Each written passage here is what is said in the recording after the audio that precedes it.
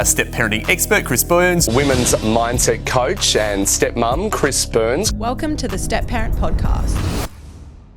Hello and welcome back to Step Parent Podcast. My name is Chris Burns and I am Australia's leading coach for blended families and step parents. And today we are having the segment, If I'm Honest. If I'm Honest is a segment I brought to the podcast for men and women to share their journey, share their story, their step parenting experience, their blended family journeys, and have a space where they can finally feel seen, heard, and validated in what they're experiencing right now.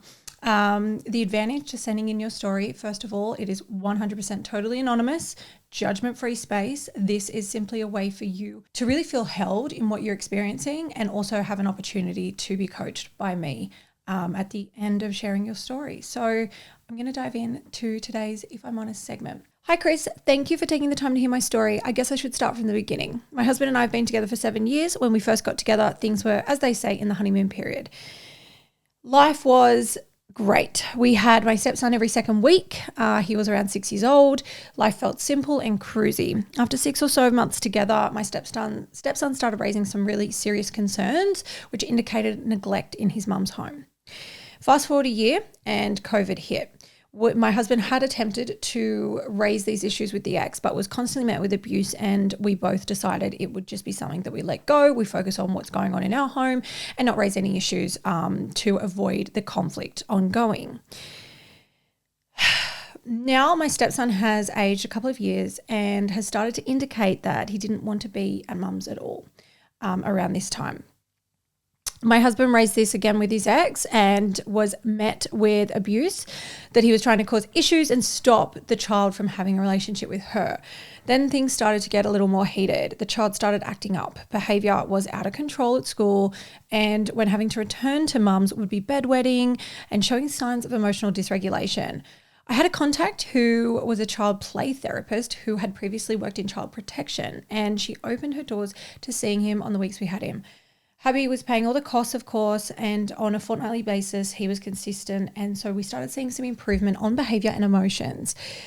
Then the call came from the therapist with concerns that what the child had raised in therapy. Reports to child protection were made about living conditions, lack of food and general needs whilst at mum's house. My husband raised this again with his ex, but was met with abuse and refusal to discuss. My stepson started not wanting to return to his mum's because of the above mentioned issues. It was then that we said to him that we weren't going to force him back. So over the coming months, it went from 50-50 to, let's say, 10 with us, 4 with mum. He seemed happy and we thought that he was. As we were living with my family whilst we were building a home, my parents made some comments to me that were concerns from their point of view, and they felt that my husband and I were being played and that the child simply wanted to see his parents fighting over him. I didn't think much of this and said we were simply trying to ensure that he was being looked after. Just remember this comment because later on it will make sense. By this point, mum had engaged a lawyer, mind you, had received full legal aid and wasn't paying a cent towards the process. We engaged with a lawyer ourselves to handle the constant letters over the minuscule issues, which saw us eating into our savings and eventually drawing on a mortgage we had for a home that wasn't even finished yet. Oh my gosh. This process continued for 12 months, slowly putting us into even more debt. And when the times of spending changed over the 12 months, we had threats of police, threats of bikies turning up, threats of other people turning up to sort out my husband, just constant abuse. And despite these threats, legal and police wanted nothing to do with it because it was only threats, right? I feared the time that my stepson was with us, and I feared for my parents who didn't sign up for any of this. We had also started our IVF journey in early 2023, but put that on hold in 2024 due to financial reasons. We restarted in 2024 because I was getting older and my specialist had told me we needed to act sooner and rather than later based on my condition. In late 2023, we moved into a new home, and by this time we had started planning our wedding. Just putting things into a bit more context, we were almost 30 grand in legal debt, just with letters and the legal appointments. Less than 6 months of living in our home and hubby was served with court documents that his ex was filing for full custody. This was mid-2024. This all occurred within 2 weeks of me finding out I was pregnant and spending a week in hospital due to complications. So I was pregnant and now having to look at bringing our wedding forward and also somehow deal with a massive document that had been thrown at my husband with some shocking accusations. I don't think I'm going to go into too much more detail, but these included sexual abuse by my family members, manipulation and coercion by my husband and I, verbal and mental abuse by my husband and I, and also using a play therapist to make up false reports. There's so much more, but I will make this situation more personal. I don't want to make this situation any more personal, so it's easier to leave out. We did discuss having our lawyer represent my husband, but after being quoted almost triple figures, we decided we couldn't afford it and would have to sell our home. So my husband decided to self-represent. For 6 weeks, he and I spent every night after work compiling information and writing an affidavit. For 6 weeks, my husband and I spent every night after work compiling info and writing his affidavit in response. Our lawyers even looked over everything just to assist for a really small fee just to help us out. During this time, my stepson knew that there was something going on and his mother used that to, again, further abuse my husband, saying he was putting so much pressure on my stepson. He did not know anything apart from the fact that Dad had some stuff to deal with. That's when one week he did come back and turned around with a big smile on his face and said, "Dad, Mum said she's going to ruin you and me." And then he walked off. I stood in complete astonishment and felt like I'd just been kicked in the stomach. Now, this has occurred a couple of times, and each time it feels like a knife to my chest. It was also clearly stated in a text message to my husband during one of the abusive novels that he was sent. And in amongst this, we had booked a new date for our wedding and now had less than 3 months to plan it amongst everything else. Stressful is an understatement. Having to sit and relive my husband's past with him was mentally and emotionally difficult. Hearing about his life before me has played a huge part on my emotions. We submitted the paperwork and waited for the first court date. The hearing date listed is 3 days before our wedding. Just what we needed. We both fortunately had the day off work as we'd booked into the week off leading into our wedding so that we could be organised with what we're doing, everything around the court date. The court hearing, judge threw both affidavits out for being too long. Judge turned around and said they had to be X amount of time long and we had to resubmit in 10 days. Awesome. We were going to be on our honeymoon. Hubby raised this issue with the judge and his ex's lawyer gave us 3 days after returning instead to have it in. Our wedding happened and we found out my husband's ex had been messaging his relatives trying to find out where and what time our wedding was on. Thankfully, they ignored the messages. Our wedding went really well and we both had all this shit sitting in the back of our minds. And whilst our honeymoon was great, we loved it, we loved time with each other, we knew that we had to get home and submit this new affidavit. We got it done after 4 late nights. Time progressed and they emailed out a set date for the next hearing 3 weeks before my baby's due date. The courts ended up changing the date to 1 week before my due date for my child. My husband was livid. It was way too close. He formally wrote to the court and his ex's lawyer requesting a date changed due to the closeness of the baby arriving. It was denied. I went into labour on the 16th of December 2024. Our little boy was born the 17th of December. We were offered to stay the night or go home. I chose to go home because hubby had to be in court at 9 a.m. on the 18th of December. So had the baby on the 16th. No, went into labour on the 16th, had the baby on the 17th, and husband had to go to court on the 18th of December. On minimal sleep, he went into court and gave in. He agreed to 50-50 and all the other demands his ex was pushing. He didn't have the fight. Bear in mind, he also asked to have a support person with him. His ex disagreed, so the court wouldn't allow it. So he stood there on his own. I'm sorry. He stood there on his fucking own. Wow. Husband came home an absolute wreck. He collapsed on the couch and told me that stepson had come home as he had to facilitate a call with his mother to discuss the new arrangements. My stepson was with grandparents to give us a couple of days to get us used to having a newborn around. And this is where my undoing with my stepson began. Husband sat him down to explain. I was feeding my baby on the couch at the time. My stepson was told that it was going back to 50-50 and that it would be starting on the Friday. He turned around and said, "Okay, cool," and got up and walked off. My husband stopped him before he got up and said, "I'm sorry, it's not what you were wanting. I know you wanted things to stay how they've been." My stepson turned around and said, "No, Dad, I like mum's house. I just told you those things because I could. Both my husband and I looked at each other and my stomach sank and my heart shattered.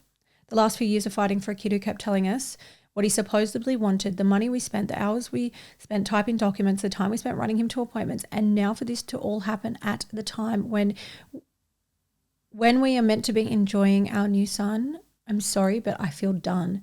It was at that point I grew an instant bitterness and resentment that I still hold to this day.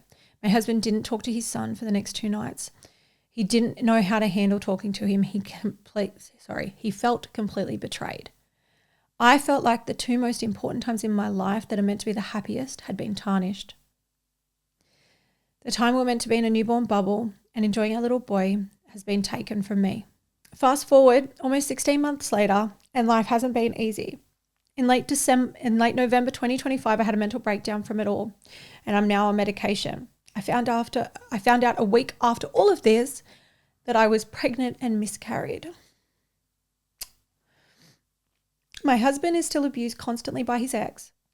My stepson and I do not have any form of a relationship. I can't stand him. I hold so much resentment towards him. He's almost 13 and not going through the teenage, he's almost 13 and he's going through the teenage stuff. So he's super argumentative, moody and rude. I leave the parenting to hubby because he tells me I'm too bossy and demanding. My psych said to leave the parenting to him, so I am. I'm focusing on my time with my baby. My husband wants a perfect family. He's at me all the time that I need to change and I need to get over things to the point where we have almost split up. So I have employed a couples psychologist, and after 3 appointments, we had our first joint session and it was a real eye-opener. We discussed everything openly and we have both talked away in better frame of minds. We discussed everything openly and we have both walked away in better frame of minds. So where to from here? Everyone keeps saying you've got 5 years to go until he's an adult and it's done, but I shouldn't have to live my life like this. I'm exhausted mentally, emotionally, and just want calm. But when I'm constantly reminded that his ex is out to ruin us and that she will do whatever it takes, then how can I be calm? When my husband is constantly abused through text and we're both attacked, how do you move on? I'm sure there's a lot worse out there, but this is my story. All right, so this story was really heavy and I want you to really listen to this because it's not just about the situation itself, but for what it teaches us about emotional burnout, resentment, and what happens when love gets buried under stress. So let's call this listener Sarah, right? Her name is not her name. Sarah has been with husband for 7 years and like a lot of relationships, starts easy, light, and what we call the honeymoon phase, but very early on, there were the cracks. So husband's son, her stepson, starts showing signs that something wasn't quite right at mum's house. Neglect, emotional stress, behavioral issues, and what's followed was years and years of conflict. Legal battles, threats, financial pressure, tens of thousands of dollars, and emotional exhaustion, along with the constant ongoing abuse from the ex-partner. At the same time, Sarah and her husband are trying to build a life. They're building a home. They're planning a wedding. They're going through fucking IVF. And eventually, oh my gosh, I keep hitting the microphone. And eventually Sarah falls pregnant. So you've got this moment that should be one of the happiest periods of their lives, but instead it's laid in court dates, accusations, stress, and survival mode. And here's where everything really, really shifts. After years of fighting to protect this child, after reshaping their entire lives around him, right after Sarah gives birth, the stepson turns around and says, I just told you those things because I could. Let that land for a second. Oh, wow. Because that one sentence didn't just hurt, it shattered something for Sarah. It shattered trust. It shattered meaning. And most importantly, it shattered Sarah's emotional capacity. So from that moment on, resentment has absolutely set in. And this is where I want to go and really slow this down because this is the part that I feel like most people will misunderstand. Sarah isn't cold. She isn't heartless. She isn't the problem. She is completely, entirely, emotionally flooded. And what you're hearing here is what happens when someone has been in prolonged stress, conflict, hypervigilance for years with no real resolution.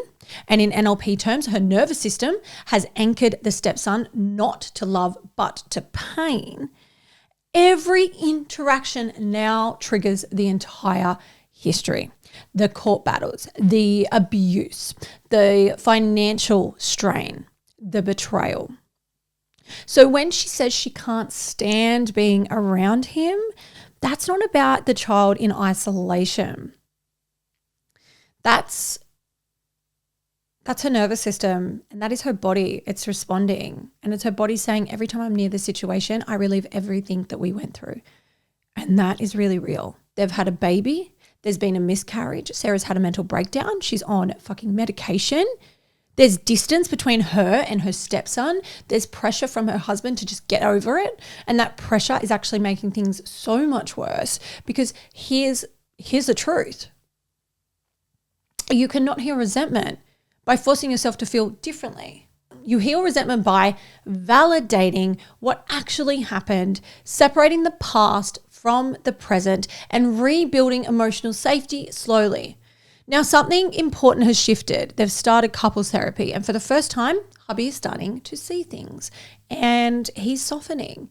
He's becoming more supportive. He's really stepping into some leadership here for her, and that's huge, because Sarah does not need to be fixed. She needs to be understood. She needs to be seen and heard and validated. Now, let's talk about the real question that she's asking. How do I find calm when this situation is still ongoing? It's a big question, and I understand why there is no clarity there for her. And here is the most grounded answer I can give you.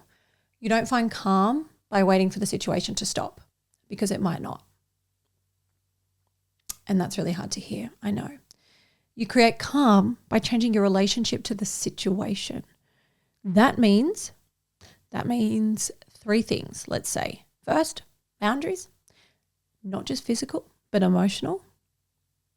The second, Sarah, also, before we get to the second, Sarah, you are allowed to disengage from anything that is not yours to carry, like full permission slip. Your husband's communication with his ex, that is his fucking lane. You do not need to emotionally absorb every message, every threat, every escalation. The second is reframing the child. Not to excuse what happened, but to understand it. A 12 to 13-year-old navigating two households, conflict, pressure, loyalty binds, will say things, manipulate, test, and survive. That doesn't make it okay. That doesn't justify his behaviors, but it does mean that behavior wasn't never about power over you. It was always about a lack of emotional maturity. And third, this is the big one. You need to stop trying to build a relationship with him from a place of resentment, because right now the goal is not connection. The goal is neutrality, okay? Civility. Coming back to creating distance without hostility, coexistence without pressure. And that's a really tricky thing to do, because forcing connection too early is only going to deepen the resistance for both of you. And now to your husband. He wants the perfect family, right? But what does that actually, what he actually might need to accept is the reality of it. Blended families under this level of conflict are not built on perfection. They're built on patience and adjusted expectations and emotional responsibility. And here's something that he needs to hear clearly. He really does. Sarah is not the barrier to the family working. No, she is not. Unprocessed trauma is. So the focus, it shouldn't be, why can't you just move on? Okay. The focus should actually be, how do we support you in actually healing? And finally, Sarah, this part is for you. You know who you are. You said I shouldn't have to live like this for 5 more years. And you're right. You're absolutely right. But this isn't about waiting 5 years. This is about reclaiming your emotional space now. This is something that you've already started by simply sharing your story, and something you already started by simply getting help. You got help. You spoke up. You brought your husband into therapy. And that's not someone who's stuck. That's someone who's rebuilding. Slowly you are, but you are rebuilding. Slowly and correctly. So you asked, where to from here? I'm going to say less pressure, more structure, clearer boundaries, and continued support through therapy, not perfection. Can you go, instead of 100 out of 100, can you focus on getting to 60% again? Not perfection, just progress. Can you get to 60 for me? What does that look like for you? How do you create that for yourself? And the last thing that I want to mention in this episode is, you touched on at the start that your stepson was voicing some concerns that came across like neglect, and there was consistent bedwetting. I just want to tell you that whilst he turned around and said that to you as an older child and saying that he told you, he just said that, and that he said that a couple of times, a child doesn't respond with bedwetting to a fear of living in a home if there is no actual real fear and there is no actual real abuse. I think that you've been hurt and you feel betrayed, and that's why you don't trust him anymore, and that's fair. But a child doesn't make up those things. He can't, right? Something has been reinforced enough for him to feel that saying that to you, right? Saying that he just said it, that it wasn't true. Something has happened enough with his mum that the safer option for him emotionally is to say that to you guys. Let me be really clear on that. And I know that's hard to hear. I hope this episode gave you some support, Sarah, if you're listening, and to anyone else that has been on a journey of blended family life, navigating hard seasons. I see you. I'm here. There is the option, Sarah, for deeper support. Please contact me if that is something that you're open to. Of course, I'm aware that you're seeing someone right now, so please continue with that therapy. I think that's really healthy and smart of you to continue doing and taking time for yourself. Thank you for sharing your story. I know that my listeners are going to really appreciate this one. And yeah, I hope that this has allowed you to feel seen and heard like you deserve to be. For anyone listening that does want to submit to the If I'm Honest segment to be featured on a podcast, I would be absolutely honoured to share your story. You can email me, chris@thestepparentcoach.com, with your story. All the details will be changed. There is nothing to identify who you are, where you are, and your name, etc. It is totally anonymous and completely judgment-free. I will see you guys next week.